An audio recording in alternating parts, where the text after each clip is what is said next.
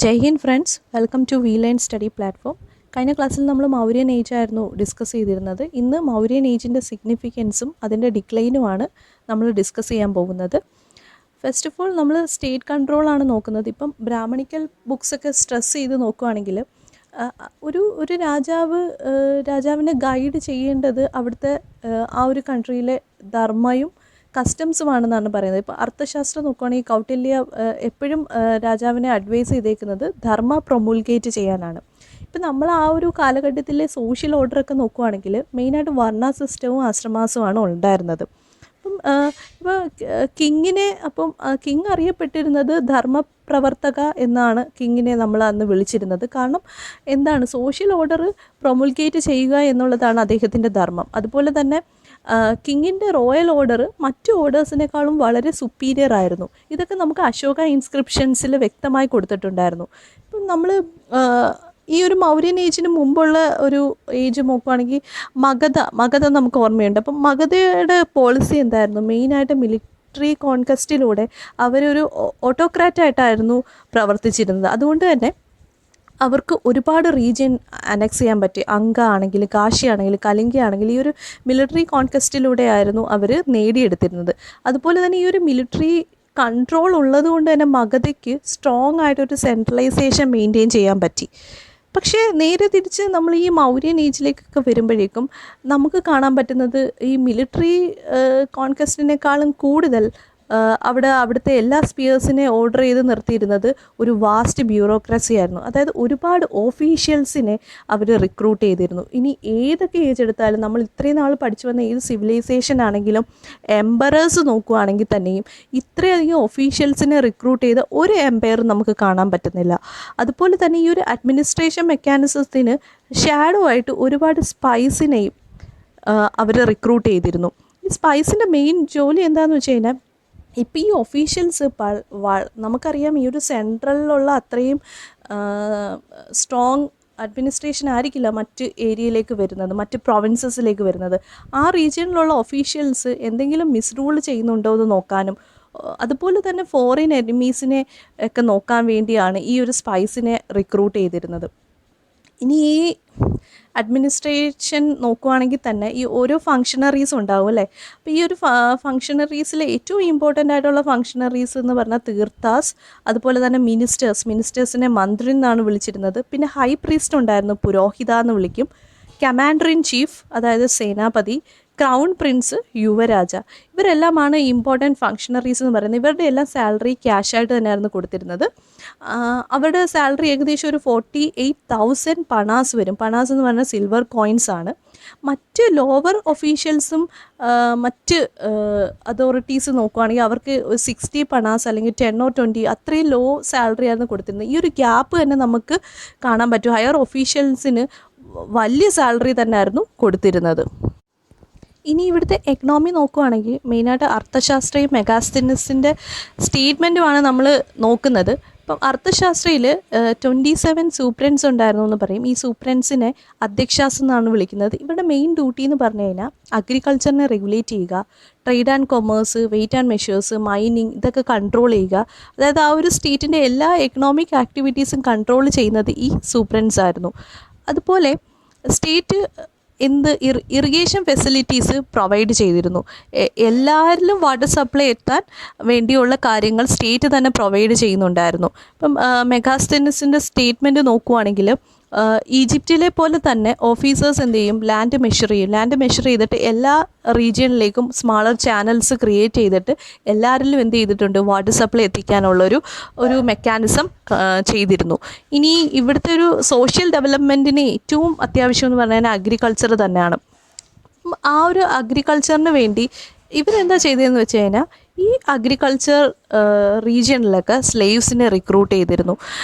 എന്താണ് ഇതിൻ്റെ ഇമ്പോർട്ടൻസ് എന്ന് വെച്ച് കഴിഞ്ഞാൽ, ഇപ്പം മെഗാസ്തനീസ് പറഞ്ഞിട്ടുള്ളത് ഇന്ത്യയിൽ എവിടെയും ഒരു സ്ലേവിനെ അദ്ദേഹം നോട്ടീസ് ചെയ്തിട്ടില്ല എന്നാണ്. മെഗാസ്തനീസ് അറിയാലോ, നമ്മുടെ ചന്ദ്രഗുപ്ത മൗര്യയുടെ കോർട്ടിൽ വന്നിട്ടുള്ള അംബാസിഡറാണ്. അപ്പോൾ അദ്ദേഹം പറഞ്ഞേക്കുന്നത് ഇന്ത്യയിൽ എവിടെയും സ്ലേവിനെ നോട്ടീസ് ചെയ്തിട്ടില്ല എന്നാണ്. പക്ഷെ നമുക്കറിയാം, നമ്മൾ ഏൻഷ്യൻ ടൈമിൽ വേദിക് ഏജൊക്കെ പഠിക്കുമ്പം ഡൊമസ്റ്റിക് സ്ലേവ്സ് ഉണ്ടായിരുന്നു എന്ന് നമുക്ക് വ്യക്തമായിട്ട് അറിയാം. അപ്പോൾ ഈ ഒരു മൗര്യൻ ടൈമിലാണ് ആദ്യമായിട്ട് സ്ലേവിനെ എന്ത് ചെയ്തത് അഗ്രികൾച്ചറിൽ റിക്രൂട്ട് ചെയ്യുന്നത്. വേദിക് ടൈമിലൊക്കെ അവർ ഡൊമസ്റ്റിക് സ്ലേവ്സ് ആയിട്ടാണ് യൂസ് ചെയ്തത്. ഒരു പ്രൊഡക്റ്റീവ് ആക്ടിവിറ്റീസിനെയും അവരെ റിക്രൂട്ട് ചെയ്തിരുന്നില്ല. അപ്പോൾ മൗര്യൻ ടൈമിലെ ഏറ്റവും വലിയ ഇമ്പോർട്ടൻ്റ് ആണ് സ്ലേവിനെ അഗ്രികൾച്ചറിൽ റിക്രൂട്ട് ചെയ്തത്. അതുപോലെ തന്നെ ഫാംസ് മെയിൻറ്റെയിൻ ചെയ്യാനും സ്റ്റേറ്റായിട്ട് സ്ലേവ്സിനെ അവിടെ റിക്രൂട്ട് ചെയ്യുമായിരുന്നു. ഈ സ്ലേവ്സ് എന്ന് പറയുമ്പോൾ ഈ യുദ്ധം വഴി കിട്ടുന്ന ആൾക്കാർ, മൈഗ്രേറ്റ് ചെയ്യുന്ന ആൾക്കാർ, ഇവരെയെല്ലാം റിക്രൂട്ട് ചെയ്തിരുന്നത് ഫാംസിലായിരുന്നു. പക്ഷെ നമുക്ക് ഒരിക്കലും പറയാൻ പറ്റത്തില്ല ഏൻഷ്യൻ്റ് ഇന്ത്യൻ സൊസൈറ്റി ഒരു സ്ലേവ് സൊസൈറ്റി ആണെന്ന്. എന്ന് വെച്ചാൽ ഗ്രീസിലും റോമിലും സ്ലേവ്സ് എന്തൊക്കെ ജോലിയാണോ ചെയ്തിരുന്നത് അതാണ് ഇന്ത്യയിൽ ശൂദ്രാസ് ഇവിടെ ചെയ്തിരുന്നത്. അല്ലാതെ ഒരു കറക്റ്റ് സ്ലേവ് അടിമ എന്നുള്ള രീതിയിലുള്ള കാര്യങ്ങളൊന്നും അല്ലായിരുന്നു ചെയ്തിരുന്നത്. ഇവർ അഗ്രികൾച്ചർ ആക്ടിവിറ്റീസിലും മറ്റു കാര്യങ്ങളിലും യൂസ് ചെയ്തിരുന്നു എന്നാണ് പറഞ്ഞിരുന്നത്.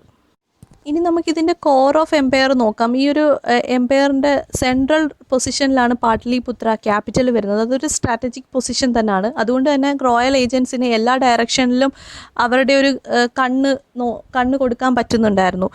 പിന്നീട് ഇവരുടെ ഒരു റോഡ് കണക്ഷൻസ് ആണ് മെയിനായിട്ട് നോക്കേണ്ടത്. അതായത് ട്രാൻസ്പോർട്ടേഷൻ മെയിനായിട്ട് പാട്ലിപുത്രയാണ് ക്യാപിറ്റൽ. പാട്ലിപുത്രയിൽ നിന്ന് നേപ്പാളിലേക്ക് വൈശാലി, ചമ്പാരൻ ഈ 2 പ്രൊവിൻസ് വഴി റോഡ് കണക്ഷൻസ് അവർ മെയിൻറ്റെയിൻ ചെയ്തിട്ടുണ്ടായിരുന്നു. അതുപോലെ തന്നെ ഫൂട്ട് ഹിൽസ് ഓഫ് ഹിമാലയ അവിടെ നിന്ന് പേഷ്വാർ വരെ റോഡ് കണക്ഷൻസ് ഇവർ സെറ്റ് ചെയ്ത് വെച്ചിട്ടുണ്ടായിരുന്നു. പിന്നെ മെഗാസ്തനിസിൻ്റെ സ്റ്റേറ്റ്മെൻറ്റിൽ നിന്ന് നമുക്ക് മനസ്സിലാക്കാൻ പറ്റുന്നത് പാറ്റ്ന വഴി നോർത്ത് വെസ്റ്റേൺ ഇന്ത്യയിലും അതുപോലെ തന്നെ പാറ്റ്ന വഴി സെൻട്രൽ ഇന്ത്യയിലും കണക്ഷൻസ് ഉണ്ടായിരുന്നു. ഈ സെൻട്രൽ ഇന്ത്യ എന്ന് പറയുമ്പോൾ മിർസാപൂർ UP വഴിയാണ് കണക്ഷൻസ് അവർ സെറ്റ് ചെയ്തിരുന്നത്. ഇനി ഈ പാട്ലിപുത്രയിൽ നിന്ന് തന്നെ കലിംഗ റീജിയനിലേക്കും ഇവർ റോഡ് കണക്ഷൻസ് കൊടുത്തിട്ടുണ്ടായിരുന്നു. ഈ ഒരു കലിംഗ റീജിയനിലേക്ക് മധ്യപ്രദേശ് വഴി ആന്ധ്രയും കർണാടകയും ഇവർ കണക്ട് ചെയ്തിരുന്നു. അപ്പോൾ എല്ലാ റീജിയനിലും ഒരു ട്രാൻസ്പോർട്ട് സിസ്റ്റം ഇവർ മെയിൻറ്റെയിൻ ചെയ്തിരുന്നു എന്ന് മനസ്സിലാക്കാം. അതുപോലെ തന്നെ മോസ്റ്റ് ഇമ്പോർട്ടൻ്റ് ആയിട്ടുള്ള ഒരു കാര്യം എന്ന് വെച്ച് കഴിഞ്ഞാൽ ഇവർ ലാർജ് പോപ്പുലേഷനെ ഒന്നും ഡീൽ ചെയ്തിരുന്നില്ല. എന്തുകൊണ്ട് പറയുന്നു എന്ന് വെച്ചാൽ ഇവരുടെ ആർമിയുടെ ആ ഒരു സ്ട്രെങ്ത് നോക്കുവാണെങ്കിൽ ഏകദേശം 6 ലക്ഷം ആൾക്കാർ വരും. അതിനപ്പുറം എക്സീഡ് ചെയ്തിട്ടില്ല. അന്നേരം ഇപ്പം ഇവരുടെ ഒരു ടോട്ടൽ പോപ്പുലേഷൻ്റെ 10% തന്നെ ഈ ഒരു ആർമിയിൽ റിക്രൂട്ട് ചെയ്തിട്ടുണ്ടെങ്കിൽ പോലും ടോട്ടൽ പോപ്പുലേഷൻ നമ്മൾ കണക്ക് കൂട്ടുകയാണെങ്കിൽ ഒരു 6.5 മില്യൺ അപ്പുറം പോകത്തില്ല. അതുകൊണ്ട് തന്നെയാണ് ഒരു ലാർജ് പോപ്പുലേഷൻ ഇവർ ഡീൽ ചെയ്തിട്ടില്ല എന്ന് പറയുന്നത്. ഇനി നമുക്ക് ഈ ഒരു റോയൽ റിട്ടൊന്നും അശോക ഇൻസ്ക്രിപ്ഷൻസ് ഒന്നും ഈസ്റ്റേൺ പാർട്ടും സദേൺ പാർട്ട് ഓഫ് ഇന്ത്യയിൽ അധികം കണ്ടിരുന്നില്ല. ഇതിൽ നിന്നും ഇവരുടെ ആ ഒരു സെൻട്രലൈസേഷൻ പല റീജിയണിലും എത്തിയിട്ടില്ല എന്ന് നമുക്ക് മനസ്സിലാക്കാൻ പറ്റും. ഇനി ഇവരുടെ ടാക്സേഷൻ സിസ്റ്റം നോക്കുകയാണെങ്കിൽ അർത്ഥശാസ്ത്രയിലും പറഞ്ഞിട്ടുണ്ട് ടാക്സ് മെയിനായിട്ട് കളക്ട് ചെയ്തതെന്ന് പെസൻസ്, ആർട്ടിസൻ, ട്രേഡേഴ്സ് ഇവരിൽ നിന്നാണ്. മൂല്യനിർണ്ണയത്തിനാണ് ഈ ഒരു കളക്ട്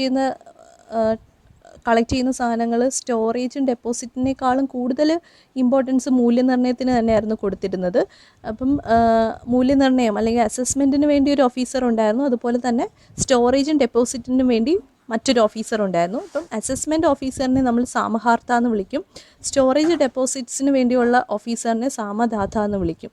ഇനി റൂറൽ സ്റ്റോർ ഹൗസസ് ഒക്കെ നമുക്ക് കാണാൻ പറ്റും. അപ്പം ഈ സ്റ്റോർ ഹൗസസ് മെയിനായിട്ട് ഗ്രേനറീസ് സ്റ്റോർ ചെയ്യാനായിരിക്കും. അപ്പോൾ ഈ ഒരു സ്റ്റോർ ഹൗസസിൻ്റെ മീൻ ചെയ്യുന്നതെന്ന് വെച്ച് കഴിഞ്ഞാൽ ഗ്രേനറീസും ടാക്സ് ആയിട്ട് കളക്ട് ചെയ്തിരുന്നു എന്നാണ്. അപ്പോൾ ഈ ഒരു ധാന്യങ്ങൾ കളക്ട് ചെയ്യുന്നതിൻ്റെ മെയിൻ പർപ്പസ് ഏറ്റവും കൂടുതൽ സഫർ ചെയ്യുന്നത് ലോക്കൽ പീപ്പിൾ തന്നെയാണ്. അപ്പം ഫാമിൻ വന്നാലും ജലദൗർലഭ്യം വന്നാലും ഇതൊക്കെ അവരെ ഒരുപാട് അഫക്റ്റ് ചെയ്യും.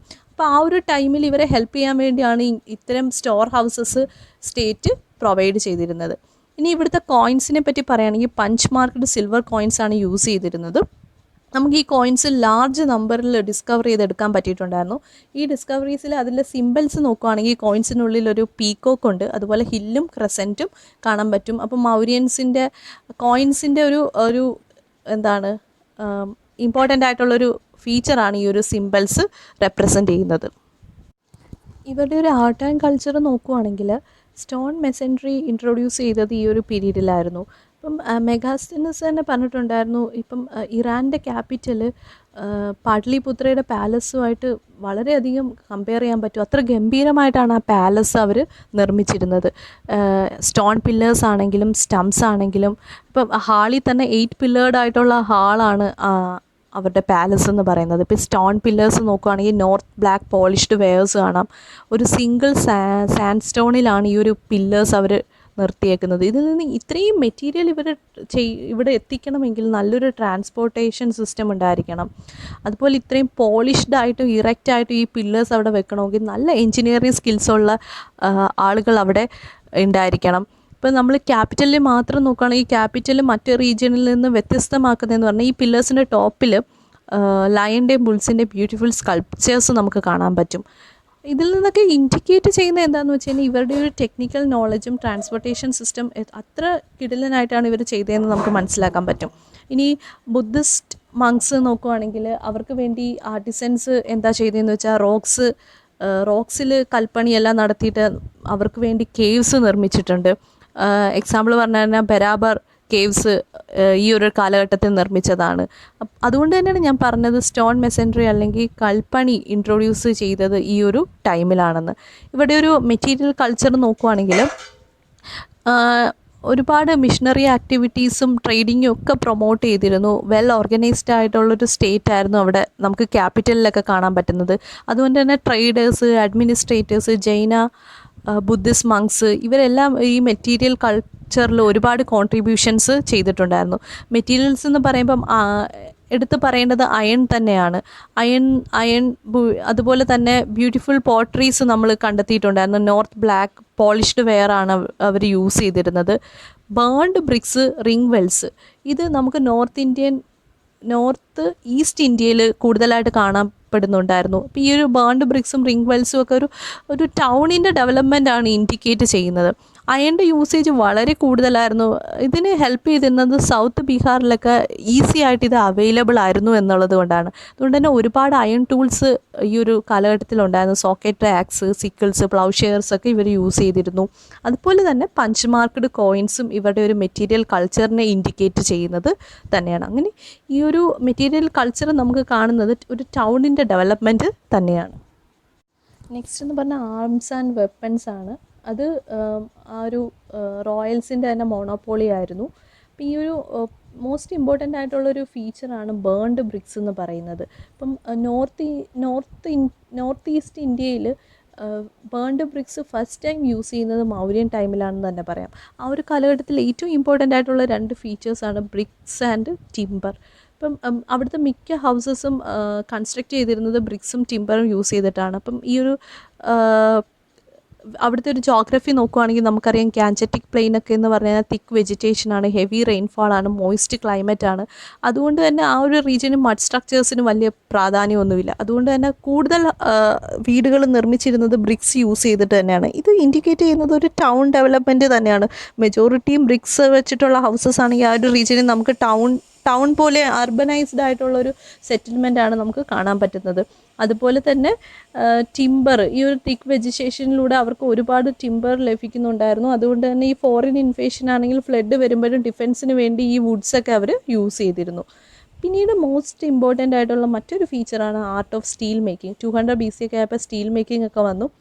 ഈ സ്റ്റീൽ മേക്കിങ്ങിൻ്റെ നോളജ് വെച്ചിട്ടാണ് പുതിയ കൾട്ടിവേഷൻ മെത്തേഡുകൾ വരികയും മറ്റ് ഭാഗങ്ങളിൽ പുതിയ കിങ്ഡംസിൻ്റെ ഡെവലപ്മെൻറ്റിനും കാരണമായത് ഈ ഒരു സ്റ്റീൽ മേക്കിംഗ് തന്നെയായിരുന്നു. എക്സാമ്പിൾ പറയുകയാണെങ്കിൽ കലിംഗ റീജിയനിൽ വന്നിട്ടുള്ള ഒരു പുതിയ കിങ്ഡമാണ് ചെട്ടി കിങ്ഡം. അതുപോലെ സതവാഹന എംപയർ ഡെക്കാൻ റീജിയനിൽ വന്നു. സതവാഹന എംപയർ മൗര്യൻസിൻ്റെ പ്രൊജക്ഷൻസ് തന്നെയായിരുന്നു. മൗര്യൻസിൻ്റെ ഒരുപാട് ഫീച്ചേഴ്സ് സതവാഹന എംപയറിൽ നമുക്ക് കാണാൻ പറ്റുന്നുണ്ടായിരുന്നു. പിന്നെ പറഞ്ഞേക്കുന്നത് നമ്മൾ ധർമ്മ എന്ന് പറയുന്നത് അശോക ടൈമിൽ ഇമ്പോർട്ടൻറ്റ് ഫീച്ചറായിരുന്നു. അങ്ങനെയാണെങ്കിൽ ധർമ്മ സ്പ്രെഡ് ചെയ്യാൻ വേണ്ടി ഒഫീഷ്യൽസിനെ റിക്രൂട്ട് ചെയ്തിരുന്നു എന്ന് നമ്മൾ കഴിഞ്ഞ ക്ലാസ്സിൽ പറഞ്ഞിരുന്നു. അവരെ വിളിക്കുന്ന പേരാണ് ധർമ്മ മഹാമാത്രാസ്. ഇവർ ട്രൈബൽ റീജിയനിലും ഫോക്കസ് ചെയ്തിരുന്നു. ട്രൈബൽ റീജിയനിലും ഈ ഒരു ധർമ്മ സ്പ്രെഡ് ചെയ്തിരുന്നു. അതുകൊണ്ട് തന്നെ ഒരുപാട് ട്രൈബൽ ബെൽറ്റ്സ് സെൻട്രൽ ഇന്ത്യയിലൊക്കെ ആണെങ്കിലും അവിടുത്തെ ട്രൈബൽ അവരൊക്കെ ഇൻഡിപെൻഡൻ്റ് ആയിട്ട് വന്നെങ്കിലും അവരിലെല്ലാം ഒരു ധർമ്മ പോളിസി നമുക്ക് കാണാൻ പറ്റും.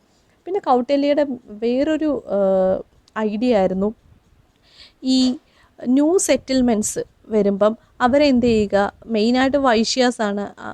ആ വൈശ്യാസിൻ്റെ ഹെൽപ്പോട് കൂടി അവിടെ പുതിയ കൾട്ടിവേഷൻസ് സ്റ്റാർട്ട് ചെയ്യുക.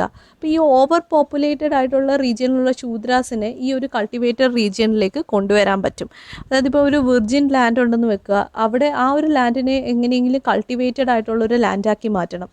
അതിനുവേണ്ടി സ്റ്റേറ്റ് എന്ത് ചെയ്യുന്നതെന്ന് വെച്ചാൽ പുതിയ ഫാമേഴ്സിനെ അവിടെ റിക്രൂട്ട് ചെയ്യും. അവർക്ക് വേണ്ടുന്ന മണി, കാറ്റിൽ, സീഡ്സ് എല്ലാം സ്റ്റേറ്റ് തന്നെ പ്രൊവൈഡ് ചെയ്യും. എന്നിട്ട് എന്ത് ചെയ്യുന്നു വെച്ച് കഴിഞ്ഞാൽ അവരിൽ നിന്ന് ടാക്സ് റെമിറ്റ് ചെയ്യും. ഇതാണ് അർത്ഥശാസ്ത്രയിൽ കൊടുത്തേക്കുന്ന മറ്റൊരു ന്യൂ സെറ്റിൽമെൻറ്റ്സ് എംപയറിൻ്റെ ഡെവലപ്മെൻറ്റിനും സോഷ്യൽ ഡെവലപ്മെൻറ്റിനും ഹെൽപ്പ് ചെയ്യുന്നതാണ് അർത്ഥശാസ്ത്രയിൽ പറഞ്ഞേക്കുന്നത്. ഇത്രയൊക്കെ സിഗ്നിഫിക്കൻസും കാര്യങ്ങളൊക്കെ ഉണ്ടെങ്കിലും അശോകന് ശേഷം പെട്ടെന്ന് തന്നെ മൗര്യൻ എംപയർ ഡിക്ലൈൻ ചെയ്തു. അതിൻ്റെ റീസൺസ് പോയിൻ്റ് ഔട്ട് ചെയ്യുവാണെങ്കിൽ ഫസ്റ്റ് എന്ന് പറഞ്ഞു കഴിഞ്ഞാൽ ബ്രാഹ്മണിക്കൽ റിയാക്ഷനാണ്. ഈ ഒരു ബ്രാഹ്മണിക്കൽ റിയാക്ഷൻ്റെ എക്സ്പ്ലനേഷൻ കേട്ടിട്ട് ഒരിക്കലും ചിന്തിക്കരുത് മൗര്യൻസ് ബ്രാഹ്മണിസത്തിന് എഗെയിൻസ്റ്റ് ആണെന്ന് ഒരിക്കലും നമുക്ക് പറയാൻ പറ്റത്തില്ല. അവർ മിനിസ്ട്രിയിലൊക്കെ റിക്രൂട്ട് ചെയ്തിരുന്നു. പക്ഷേ അശോക ടോളറൻറ്റ് പോളിസിയാണ്. അദ്ദേഹം ബ്രാഹ്മൺസിനെ റെസ്പെക്റ്റ് ചെയ്യണമെന്ന് തന്നെയാണ് അവരുടെ പ്രജകളോട് പറഞ്ഞിരിക്കുന്നത്. പക്ഷേ അനിമൽ സാക്രിഫൈസ് അദ്ദേഹം പ്രൊഹിബിറ്റ് ചെയ്തിരുന്നു. അപ്പോൾ ഈ ഒരു കാര്യം കൊണ്ട് തന്നെ നമുക്ക് അതുമല്ല ഈ വിമൻസ് ആവശ്യമില്ലാത്ത കുറേ മോടി കാട്ടുന്ന റിച്വൽസൊക്കെ ചെയ്യുമായിരുന്നു. അതിനെയും പ്രൊഹിബിറ്റ് ചെയ്തിരുന്നു.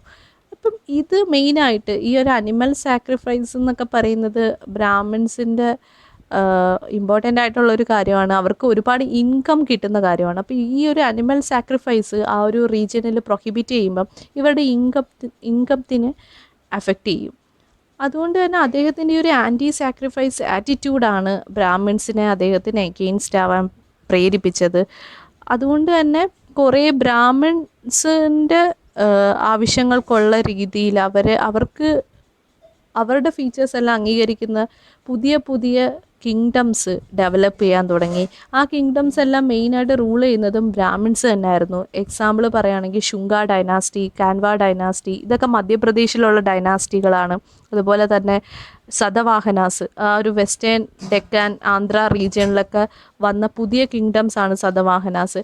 ഇവരെല്ലാവരും ഏറ്റവും ഇമ്പോർട്ടൻ്റ് എന്ന് പറഞ്ഞു കഴിഞ്ഞാൽ വേദിക് കൾച്ചറിലേക്ക് തിരിച്ചു പോവുകയാണ് ചെയ്തത്. അവരെല്ലാം വേദിക് കൾച്ചറായിരുന്നു പെർഫോം ചെയ്തിരുന്നത്. സെക്കൻഡ് ഡിക്ലൈനുള്ള റീസൺ എന്ന് വെച്ച് കഴിഞ്ഞാൽ ഫിനാൻഷ്യൽ ക്രൈസിസ് തന്നെയായിരുന്നു. ആർമി എന്ന് പറയുന്നത് വലിയൊരു ഹ്യൂജ് ആർമി ആയിരുന്നു. അതുപോലെ തന്നെ ഈ ഒഫീഷ്യൽസിനെല്ലാം തന്നെ ഹൈ സാലറി പൈസയായിട്ട് തന്നെ കൊടുത്തിരുന്നു. ഈ ആർമിയിൽ നിന്നും ഒഫീഷ്യൽസിൽ നിന്നും ടാക്സ് എടുത്തിരുന്നില്ല. ടാക്സ് എടുത്തതോ കോമൺ പീപ്പിളിൽ നിന്നും. അതുകൊണ്ട് തന്നെ എന്ത് പറ്റിയെന്ന് വെച്ച് കഴിഞ്ഞാൽ അതുപോലെ വേറൊരു കാര്യം എന്ന് വെച്ച് കഴിഞ്ഞാൽ മങ്സിനൊക്കെ എന്ത് ചെയ്തു, ലാർജ് ഗിഫ്റ്റ്സ് അവരുടെ ട്രഷറിയിൽ നിന്ന് തന്നെ എടുത്തു കൊടുക്കാൻ തുടങ്ങി. ഇപ്പം ഇതെല്ലാം കൂടി ആയപ്പോഴേക്കും ഈ ഒരു വലിയ സൂപ്പർ സ്ട്രക്ചറിനെ മെയിൻറ്റെയിൻ ചെയ്യാൻ അവർക്ക് സാധിച്ചിരുന്നില്ല. അതുകൊണ്ട് തന്നെ എന്ത് ചെയ്തു, ലാസ്റ്റ് ഇവരുടെ അവസ്ഥയെന്ന് വെച്ചാൽ എക്സ്പെൻഡിച്ചർ മീറ്റ് ചെയ്യാൻ വേണ്ടി ഈ ഗോൾഡ് കൊണ്ടുള്ള ഇമേജസ് ഒക്കെ ഉണ്ടല്ലോ, അതൊക്കെ ഉരുക്കിയെടുത്താണ് എക്സ്പെൻഡിച്ചർ മീറ്റ് ചെയ്യാൻ തുടങ്ങിയത്. അങ്ങനെ ഫിനാൻഷ്യൽ ക്രൈസിസ് ഇവരെ ഡിക്ലൈനിലേക്ക് വഹിച്ചു.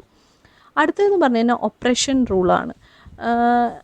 ഇപ്പം ബിന്ദുസാര അത് അശോകയുടെ ഫാദറാണ്. അദ്ദേഹത്തിൻ്റെ ആ ഒരു ടൈമിൽ എന്താണെന്ന് വെച്ച് കഴിഞ്ഞാൽ ആ സമയത്തുള്ള പ്രൊവിൻസസിലുള്ള ഒഫീഷ്യൽസ് എല്ലാം വളരെ മിസ്റൂളുകൾ ചെയ്തിരുന്നു. അപ്പം ആ ഒരു റീജിയണിലെല്ലാം എന്ത് സംഭവിച്ചെന്ന് വെച്ച് കഴിഞ്ഞാൽ കംപ്ലയിൻറ്റ്സ് വരാൻ തുടങ്ങി.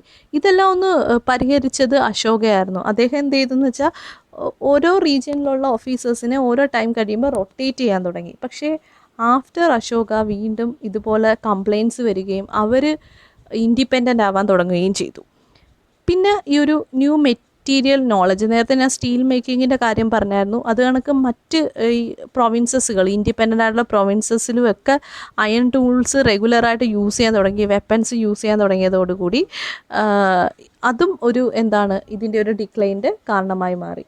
ഇപ്പം ഈ പെരിഫറലായിട്ടുള്ള പ്രൊവിൻസസൊക്കെ നോക്കുവാണെങ്കിൽ അവിടെയും ഈ ഒരു എല്ലാ മെറ്റീരിയൽസും അവൈലബിൾ ആകുമ്പം പിന്നെ മഗധയെന്ന് പറഞ്ഞു കഴിഞ്ഞാൽ അവർ എലിഫൻസിനെ യൂസ് ചെയ്തു, ലാർജ് ആർമിയെ യൂസ് ചെയ്തിരുന്നു. അത് മറ്റ് കിങ്ഡംസിനോ അല്ലെങ്കിൽ മറ്റ് റീജിയനിലുള്ള ആളുകളിലൊന്നും ഇല്ലാത്തത് കൊണ്ടാണ് അവരിങ്ങനെ നിന്നത്. പക്ഷേ എല്ലായിടത്തും ഇതിൻ്റെ ഒരു നോളജും കാര്യങ്ങളും സ്പ്രെഡ് ആകുമ്പം എന്ത് ചെയ്യും, എല്ലാവരും കോമൺ ആയി പോകും.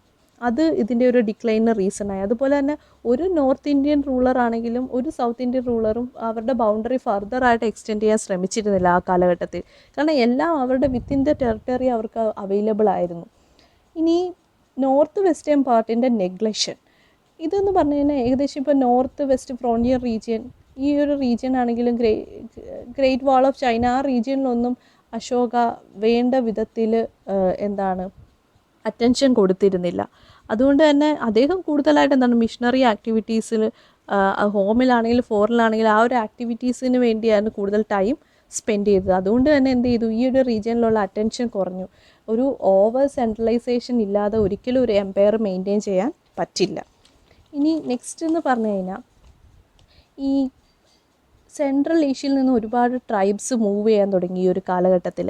ഏകദേശം ഒരു 3rd സെഞ്ച്വറി BC ഒക്കെ ആ ഒരു ടൈമിൽ. അപ്പം ഈ ചൈനയിൽ ആ ഒരു റീജിയനിലേക്ക് സൈത്തിയൻസ് എന്ന് പറഞ്ഞു കഴിഞ്ഞാൽ ഒരു ഇറാനിയൻ നൊമാഡിക് പീപ്പിളാണ്. അപ്പം ഈ ഒരു ആൾക്കാർ ഇവിടേക്ക് എത്തിയപ്പം ചൈന എന്ത് ചെയ്തെന്ന് വെച്ച് കഴിഞ്ഞാൽ ഏകദേശം ഒരു 247 to 210 BC ആ ഒരു കാലഘട്ടത്തിൽ എന്ത് ചെയ്തു, അവിടുത്തെ ചൈനീസ് റൂളറായ കിൻഷി ഹുവാൻ അദ്ദേഹം എന്ത് ചെയ്തു, great wall of China construct ചെയ്തു. അപ്പോൾ എന്ത് ചെയ്തു, ഈ സൈത്യൻസ് ഇവിടെ വരുമ്പോൾ ഗ്രേറ്റ് വാൾ ഓഫ് ചൈന നിൽക്കുന്നത് കൊണ്ട് തന്നെ ചൈനീസ് റീജിയൻ പ്രൊട്ടക്റ്റഡ് ആണ്. അപ്പോൾ അവരെന്ത് ചെയ്തു, അവരുടെ ആ റൂട്ടൊന്ന് ടേൺ ചെയ്തിട്ട് എന്ത് ചെയ്തു, നേരെ ഇന്ത്യയിലേക്ക് ഇനി പോരുന്നു. അപ്പം ഇന്ത്യയിൽ ഫോറിൻ ഇൻവേഷൻസ് ഉണ്ടാവുകയും അതും എന്ത് ചെയ്തു, മൗര്യൻസിൻ്റെ ഡിക്ലൈന് കാരണമാവുകയും ചെയ്തു. ഇപ്പം ഈ ഒരു ഗ്രീസും ഇതുപോലെ മറ്റ് ആൾക്കാർ ഇവിടെ ഇൻവൈഡ് ചെയ്യാൻ തുടങ്ങിയായിരുന്നു. അതായത് സീരീസ് ഓഫ് ഇൻവേഷൻസ് ആ ഒരു ക്രിസ്ത്യൻ ഇറയുടെ ബിഗിനിങ്ങിൽ സീരീസ് ഓഫ് ഇൻവേഷൻസ് സ്റ്റാർട്ട് ചെയ്യാൻ തുടങ്ങി. ഇപ്പം നോർത്ത് അഫ്ഗാനിസ്ഥാനിൽ സെറ്റിൽ ചെയ്ത ഗ്രീക്സാണ് ബാക്ട്രിയ. ഏകദേശം ഒരു 206 BC അവരൊക്കെ ഇൻവേഡ് ചെയ്തത്. അവരാണ് ഇന്ത്യയിൽ ഫസ്റ്റ് ഇൻവേഡ് ചെയ്തതെന്ന് തന്നെ പറയാം. അപ്പോൾ ഈ ഒരു ഇൻവേഷൻസും എന്താണ്, ഈ മൗര്യൻസിൻ്റെ ഡിക്ലൈന് കാരണമായി. ഇനി മൗര്യൻ എംപയറിൻ്റെ ഒരു ലാസ്റ്റ് മൗര്യൻ കിങ്ങിനെ പറ്റി പറയുകയാണെങ്കിൽ അദ്ദേഹത്തിൻ്റെ പേരാണ് ബൃഹദാത്ര.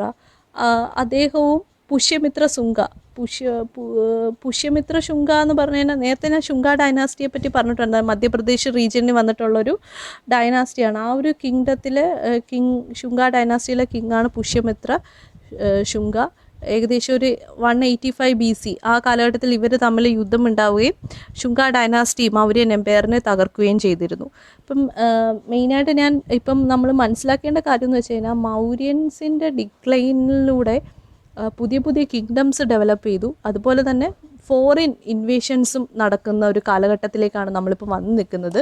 അപ്പം പുതിയ കിങ്ഡംസ് എന്താ ചെയ്തത്, ബുദ്ധിസം എന്ന് പറയുന്ന ഒരു റിലീജിയൻ്റെ ഡിക്ലൈനാണ് ഇവിടെ വരാൻ പോകുന്നത്. അതുകൊണ്ട് തന്നെ ഒരുപാട് ബുദ്ധിസ്റ്റിനെ പെർസിക്യൂട്ട് ചെയ്യാൻ തുടങ്ങി. അതുപോലെ വേദിക് ടൈമിലേക്ക് അവർ തിരിച്ചു പോവുകയാണ്. അതുകൊണ്ട് തന്നെ നമുക്ക് മനസ്സിലാക്കാം റിവൈവൽ ഓഫ് ബ്രാഹ്മണിസം. അതുപോലെ ഫോറിൻ ഇൻവേഷൻസ്. അപ്പം നമ്മൾ ഇനി നെക്സ്റ്റ് ക്ലാസ്സിൽ പഠിക്കാൻ പോകുന്നത് മൗര്യൻ്റെ ഡിക്ലൈനിന് ശേഷം വന്നിട്ടുള്ള ഒരുപാട് കിങ്ഡംസും അതുപോലെ ഈ ഫോറിൻ ഇൻവേഷൻസിനെ പറ്റിയാണ് പഠിക്കുന്നത്. ആ ഒരു പീരീഡിനെ നമുക്ക് പോസ്റ്റ് മൗര്യൻ പീരീഡ് എന്ന് പറയാം. അപ്പോൾ നെക്സ്റ്റ് ക്ലാസ്സിൽ നമ്മൾ പോസ്റ്റ് മൗര്യൻ പീരീഡാണ് ഡിസ്കസ് ചെയ്യുന്നത്. ഇന്നത്തോടെ നമ്മൾ മൗര്യൻ ഏജ് എൻഡ് ചെയ്യുകയാണ്. നിങ്ങൾക്ക് ഇതുമായിട്ട് ബന്ധപ്പെട്ടിട്ടുള്ള ഡൗട്ട്സും സജഷൻസും കമൻറ്റ് സെക്ഷനിൽ പറയാവുന്നതാണ്.